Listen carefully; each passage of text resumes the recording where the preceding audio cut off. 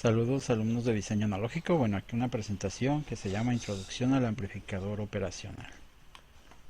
¿Qué es un OP-Amp? Bueno, es un dispositivo cuyas características eléctricas le permiten realizar operaciones matemáticas de forma analógica. ¿Qué operaciones matemáticas puede realizar un OP-Amp? Pues son aritméticas y de cálculo. Aritméticas, pues ustedes las conocen: suma, resta, multiplicación. De cálculo, ustedes llevaron cálculo diferencial, cálculo integral. ¿Qué hacían allí? En cálculo diferencial, pues una función matemática obtenían su derivada, o esa función matemática obtenían su integral dentro de un intervalo, integración. Bueno, pues lo mismo. Los amplificadores operacionales pueden hacer operaciones aritméticas y de cálculo, o sea, pueden sacar la integral de una función matemática o la derivada de una función matemática. Sin embargo, obviamente no la hacen como la hacemos nosotros en una hoja de papel. Por ejemplo, si ustedes quieren sacar la derivada de una senoide, de una sinusoide, de seno de x, tendrían que meter esa función, esa forma de onda eléctrica a ese circuito. Y el resultado pues va a ser otra forma de onda eléctrica, que es precisamente esa derivada o esa integral si fuera un integrador. Entonces son las operaciones que pueden realizar los amplificadores operacionales y por eso tiene ese nombre. Bueno, y su nombre pues es un acrónimo de las palabras Operational Amplifier. Las primeras letras de esas palabras, pues de ahí se tomó el nombre. ¿Quién inventó el OP-Amp? Bueno, lo que voy a presentar aquí es muy somero. Realmente la historia es mucho más extensa. Empezó desde los años 20 del siglo pasado y se sigue desarrollando, pero digamos que hasta los años 70 del siglo pasado es donde está la mayor parte de esa historia. Solo vienen algunos puntos medulares o momentos medulares en esa historia que me parecieron interesantes, pero realmente son muchas las personas que intervinieron, investigadores e ingenieros que intervinieron en este desarrollo. Así que vamos a empezar. Durante la década de 1930, el ingeniero George Arthur Philbrick de Foxboro Corporation desarrolló circuitos para simular procesos de control, los cuales se consideran los antecesores de los OP-Amps.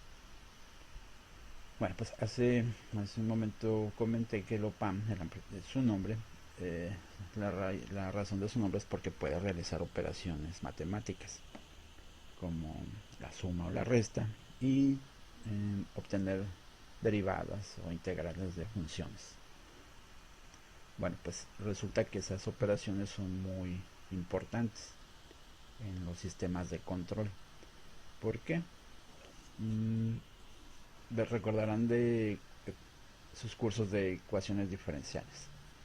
Ecuaciones diferenciales es un conocimiento muy importante en la ingeniería. Un fenómeno físico puede ser modelado a través de una ecuación diferencial. Ya que tengo la ecuación diferencial, puedo solucionar a través de alguna técnica, algún método, puedo encontrar la solución de esa ecuación diferencial y la solución pues es una función matemática. ¿De qué me sirve esa función matemática?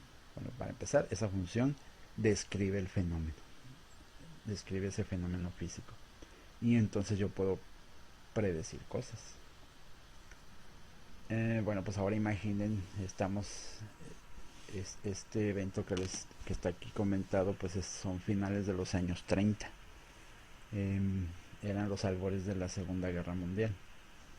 El Departamento de Defensa de los Estados Unidos tenía un problema, o quería resolver un problema, que era aviones a gran altura lanzando bombas, y el problema era derribarlos.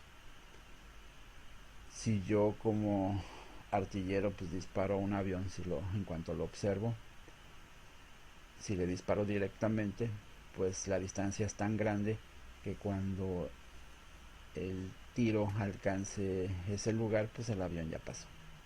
Entonces yo debo de tirar, si quiero derribar ese avión, debo de tirar previendo a dónde va a estar. Entonces resulta que ese es un problema de física que se resuelve con ecuaciones diferenciales. Y en aquel momento realizar cualquier cálculo pues tardaba inclusive algunas horas.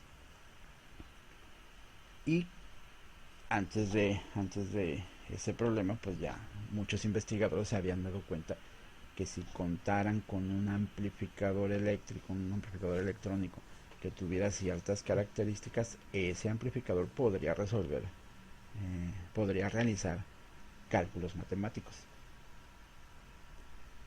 El primordial cálculo matemático para resolver una ecuación diferencial, pues resulta que es la integral, la integración. Recuerden que una ecuación diferencial pues se resuelve haciendo en sentido contrario. Entonces al hacer una integración pues resuelve una ecuación diferencial, que implicaba que un aparato eléctrico, si yo metía señales que representaban esa ecuación diferencial, pues podía obtener otra señal que es la resultante de esa ecuación diferencial.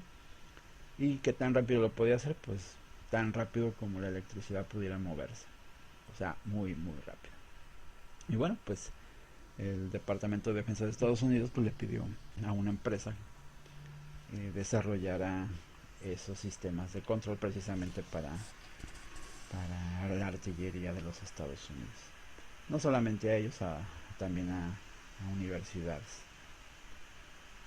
Y bueno, Philbrick y su equipo de trabajo pues desarrollaron algunos circuitos que no son considerados como operacionales, pero tenían características cercanas a las que se necesitaban, ¿no? Y pues son considerados los antecesores de esos amplificadores.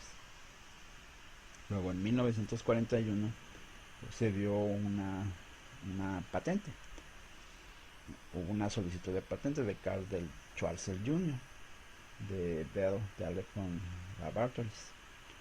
En esa patente se muestra lo que se considera el primer OPAM funcional. Ese sí es considerado el primer OPAM, amplificador operacional. No tenía ese nombre en ese momento, todavía no existía el término, pero ese circuito que Schwarzer patentó era un sumador.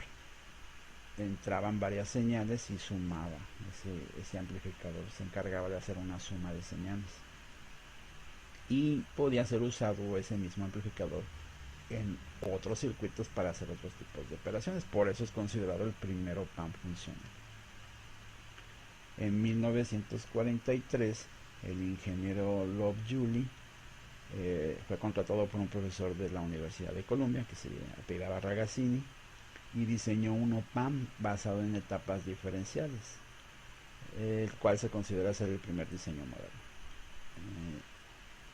Joule utilizó una configuración que se conocían como diferenciales, que había sido estudiada ya de casi una década, había sido estudiado y desarrollado.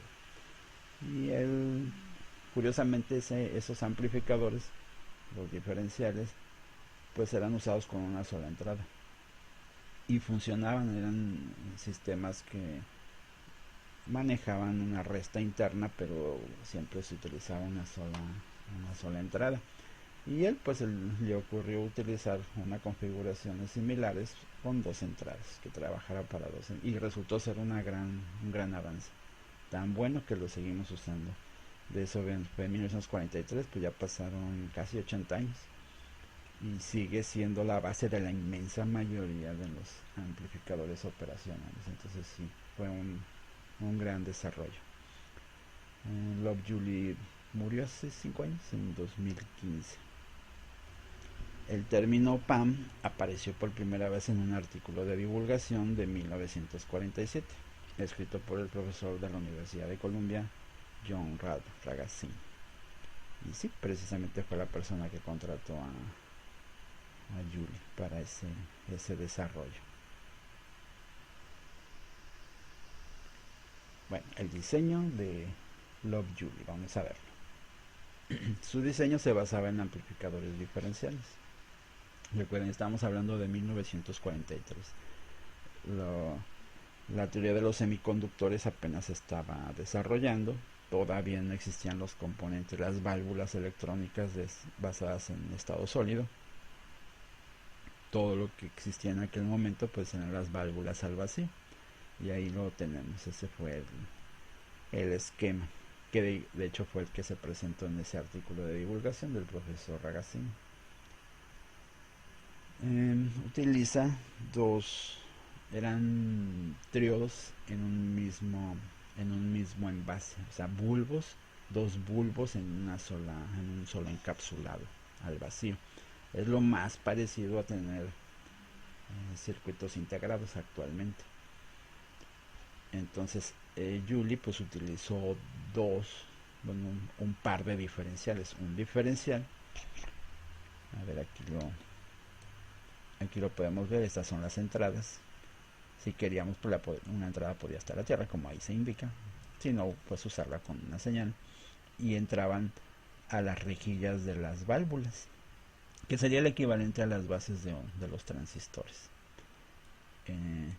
Vean, este es el equivalente, este es el cátodo, es el equivalente a los emisores de los transistores, y van a unas resistencias. Y aquí va una fuente de voltaje, como la fuente negativa, en el caso del diferencial que vimos. Los colectores, no son colectores, aquí son ánodos, pues allí va la señal de salida. Y vean, las señales de salida, pues pasaban, bueno, están polarizadas. Acá está la otra fuente de alimentación de 300 volts, y también pasaban a través de resistencias a las rejillas, del siguiente diferencial, y las salidas por los ánodos de ese diferencial, pues serán las salidas propiamente del circuito. Vean, dos salidas, aquí está una salida y el otro ánodo por la otra salida. En otras palabras, son dos diferenciales, uno sigue a otro diferencial.